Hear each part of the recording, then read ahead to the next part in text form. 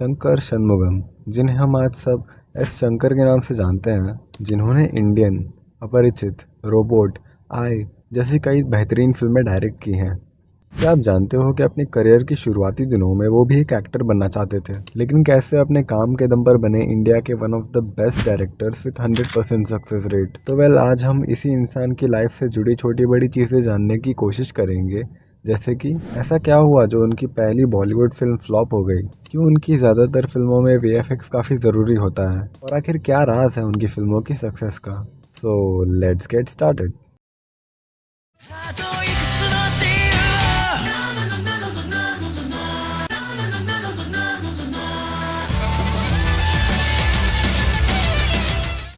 शंकर षणमुगम पैदा हुए थे 1963 में इन कुंभकोणम, थंजावुरम डिस्ट्रिक्ट, चेन्नई में। शुरुआती दिनों में शंकर सर ने फिल्मों से अलग एक एवरेज मिडिल क्लास स्टूडेंट की तरह मैकेनिकल इंजीनियरिंग में डिप्लोमा किया। 1987 में इनकी ग्रेजुएशन हुई, जिसके बाद इन्होंने काम किया एक टाइपराइटिंग कंपनी में। लेकिन फिल्मों में इंटरेस्ट के चलते उन्होंने स्टेज ड्रामा बनाना शुरू कर दिया विथ हिज टीम। यार ये इंजीनियरिंग छोड़ के बाकी चीज़ों में अच्छे कैसे बन जाते हैं। एनीवेज, शंकर सर ने 1986 की दो तमिल फिल्मों में एज एन एक्टर काम किया था, जो कि है वसंतरागम एंड सीता, जिसके बाद फिल्म मेकर्स जैसे S.A. चंद्रशेखर और पवित्रन ने उन्हें as an assistant director hire किया। कुछ वक्त तक असिस्टेंट डायरेक्टर के तौर पर काम करने के बाद 1993 में उन्होंने अपना डायरेक्टोरियल डेब्यू किया with the movie Gentleman, starring Arjun Sarja as the lead. Gentleman एक काफ़ी हाई बजट फिल्म थी उस टाइम पर तमिल सिनेमा के हिसाब से। फिल्म में म्यूजिक दिया था A.R. रहमान ने, जो खुद भी अपने करियर के स्टार्टिंग फेज में थे। जैसे ही ये फिल्म रिलीज हुई, ऑडियंस और क्रिटिक्स दोनों ने ही इसे एक पॉजिटिव रिस्पॉन्स दिया, as it went on to become an instant blockbuster. जिसके बाद उनकी एक के बाद एक फिल्म आती गई, जैसे कि कदलन, इंडियन, जीन्स और मुदालवन। उनकी फिल्म हमेशा हाई बजट होने के साथ साथ काफ़ी सारे सोशल टॉपिक पर बेस्ड होती थी, जो आज भी उनकी ऑडियंस को हमेशा कनेक्टेड फील करवाती है। उनकी film Indian, starring Kamal Haasan, जो कि हिंदी और तेलुगु में भी डब हुई थी, ने ओवरसीज़ 50 करोड़ का बिजनेस किया। जिसकी रिलीज़ के बाद उन्होंने बनाई जीन्स, जो कि उस टाइम की सबसे हाई बजट फिल्म थी, विच वॉज अबाउट 20 करोड़, जिसने वर्ल्ड वाइड 35 करोड़ का बिजनेस किया। जिसके दौरान एस शंकर का नाम हिंदी फिल्म इंडस्ट्री में आग की तरह फैलने लगा। ईयर 2000 में शंकर सर ने अपना बॉलीवुड डेब्यू किया with the film Nayak, starring Anil Kapoor and Amrish Puri, जो कि उनकी ही तमिल फिल्म मुदलन का रीमेक थी। लेकिन जब ये फिल्म रिलीज़ हुई, अपने हाई ऑन कंटेंट होने के बावजूद ये अपने ऑडियंस नहीं बटोर पाई, and it came to be a flop at the box office. इसके फ्लॉप होने के कई सारे रीजंस थे, जिनमें से एक बड़ा रीज़न सामने आया कि फिल्म में दिखाई गई पॉलिटिक्स और करप्शन इन अ वे काफ़ी ज़्यादा एग्जैजरेटेड थी, और ऑडियंस ने इसे भी एक रोज़मर्रा की फिल्म की तरह समझकर इग्नोर कर दिया। लेकिन फ्लॉप होने के भी बावजूद मूवी को आज भी कल्ट क्लासिक्स में गिना जाता है, due to its multiple rewatches on TV. Well, हम सब ने भी नायक टीवी पर ही देखी है बचपन में, and we all know how entertaining it was. Shankar ने उसी दौरान कई सारे एक्सपेरिमेंटल फिल्में बनाना शुरू कर दिया, जो इंडियन सिनेमा में काफ़ी कम ही देखने मिलती है, जैसे कि अनियन, जो कि बेस्ड थी स्प्लिट पर्सनालिटी डिसऑर्डर पर, एंथेरन, जो कि कहानी थी कि क्या होगा अगर एक मशीन के अंदर फीलिंग्स आ जाए तो, जिसका सीक्वल भी आया 2.0, जिसने हमें बताया कि व्हाट इफ़ हमारी टेक्नोलॉजी, हमारे मोबाइल फ़ोन्स ही हमारी जान के पीछे पड़ जाए तब क्या होगा। और आई जैसे फिल्म को कौन ही भूल सकता है।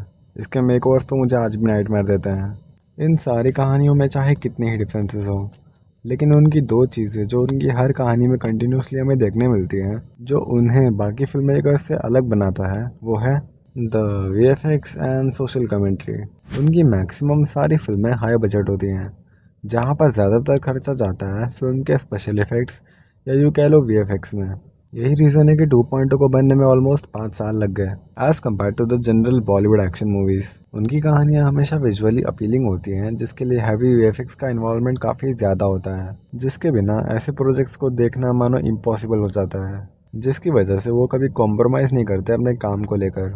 जिसका बेस्ट एग्जाम्पल होगा 2010 की एंथरन मूवी। डिड यू नो कि रोबोट मूवी जो 2010 में रिलीज़ हुई थी, स्टारिंग रजनीकांत एंड ऐश्वर्या राय, को शंकर सर बहुत पहले 1999 में बनाने वाले थे। उस टाइम पर फिल्म में as a lead Kamal Haasan को लिया जा रहा था, एंड ऐश्वर्या राय के रोल में प्रीति जिंटा को। फिल्म के कैरेक्टर पोस्टर्स एंड स्टिल्स भी रिलीज़ किए गए थे, लेकिन ये फिल्म कैंसिल इसलिए हुई क्योंकि शंकर सर को रियलाइज़ हुआ कि at that time Indian cinema में अब तक वो टेक्नोलॉजी नहीं आई है जो उनके विजन को जस्टिस दे पाए। जिसके बाद उन्होंने 10 सालों तक वेट किया ताकि रोबोट को एट इट्स बेस्ट ऑडियंस के सामने प्रेजेंट कर पाए। इसे कहता है डेडिकेशन। वीएफएक्स के अलावा उनकी विजन को परफेक्टली स्क्रीन पर उतारने के लिए वो शुरुआत से ही प्रोस्थेटिक्स एंड मेकअप पर हेविली रिलाई करते हैं, जो कि इंडियन से लेकर 2.0 के अक्षय कुमार तक एविडेंटली दिख जाएगा। खैर, अगर इसके साथ ही अगर कोई दूसरी चीज़ जो उन्हें बाकी फिल्म मेकर से अलग बनाती है तो वो है उनका हर फिल्म में सोशल कमेंट्री देना, जो उनके काफ़ी सारे फिल्मों में देखने मिलता है, स्टोरी वाइज या फिर एक छोटे से प्लॉट के हिसाब से। अपरिचित की कहानी स्प्लिट पर्सनालिटी पर होते हुए भी उसका मेन प्लॉट था सोशल इनजस्टिस को लेकर। अपरिचित कैसे अपने गलत तरीकों से सही नियम कानून मनवाएगा लोगों से। ये उस टाइम की पहली ऐसी मूवी थी जिसने स्प्लिट पर्सनालिटी को इस तरह से दिखाया था और उसके ब्रूटल डेथ सीन्स को भी एक even logical point of view से शोकेस किया। उनका ऐसा क्रिटिसिज्म और बढ़ जाता है जब हम बात करते हैं मूवीज जैसे कि शिवाजी द बॉस और नायक। नायक में तो लिटरली खुल्लम खुल्ला बोला गया है कि एवरीबॉडी, सबके सब चोर हैं साले।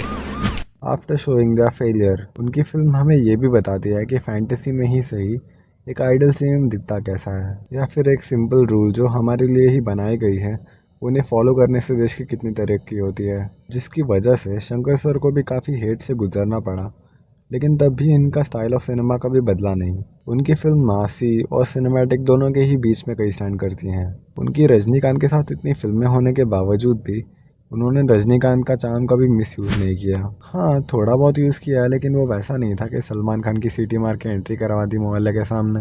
उन्होंने हमेशा उनकी स्टोरी और विजन को ही ज़्यादा प्रायोरिटाइज किया है as compare to the actors, budget and even the critics. लेकिन ये सब तो फिर भी एक सेकेंडरी पॉइंट है। उनकी स्टोरीज़ में, उनकी फ़िल्मों में सक्सेस पाने का सबसे बड़ा सीक्रेट क्या है? And the answer is, in stories में एक डार्क एंगल होने के साथ साथ इमोशनल कनेक्ट भी होना ऑडियंस के साथ। तो let's take Aparichit for example. Ambi played by Vikram एक ईमानदार लेकिन कमज़ोर वकील होता है जो अपने आसपास छोटे मोटे कानून को लेकर लापरवाही और लाइफ में प्यार के ना होने के चलते के अंदर अलग अलग पर्सनालिटीज़ बिल्ड करता है, जो कि है अपरिचित और रेमो। इसी बीच अम्बी की कहानी भी चलती रहती है। आगे जाकर जब हमें उसका ट्रॉमेटिक पास्ट दिखाया जाता है तब हमें भी उसका रूल्स को फॉलो करना ज़रूरी महसूस होता है। अपरिचित का लोगों को ऐसी छोटी छोटी गलतियों की वजह से ब्रूटली मार देना जस्टिस के नाम पर भी काफ़ी सही फील होता है, जिसकी वजह भी शायद यही है कि अम्बी के बचपन से हम हमेशा कनेक्ट कर पाते हैं और स्पेशली फील कर पाते हैं कि किसी की लापरवाही की वजह से किसी दूसरे पर क्या बीत रही होगी। फिल्म के अंत में जब कोर्ट में अम्बी सब सच जानने के बाद खुद को मार देने की रिक्वेस्ट करता है, तब सच बता रहा हूँ, मैं तो रो दिया था। यही इमोशनल कनेक्ट आजकल की मूवीज़ में काफ़ी कम देखने मिलता है, जिसके लिए एस शंकर जाने जाते हैं। उनकी रिसेंट रिलीज 2.0 में भी ये इमोशनल कनेक्ट पक्षी राजा की स्टोरी के साथ दिखाने की कोशिश की गई है, जिसे मूवी के one of the high points में गिना जाता है। उनकी अगर नेक्स्ट अपकमिंग मूवीज़ की बात करें तो इंडियन 2 की हाइप तो अभी से ही बहुत ज़्यादा है, जिससे 2024 के समर सीज़न में रिलीज़ करने का प्लान किया गया है। जिसके बाद उनकी एक और फिल्म की अनाउंसमेंट हो चुकी है, which is the game changer, starring Ram Charan as the lead. Reports के हिसाब से ये एक पॉलिटिकल एक्शन थ्रिलर होगी, जो कि अब ये रामचरण के साथ शंकर की पहली कोलैबोरेशन है। फैंस काफ़ी एक्साइटेड हैं इस प्रोजेक्ट को लेकर, and for this one the hype is real. So if you liked the content presented, please like the video, share it with your friends, and be sure to subscribe. And till then, Cinema Zindabad.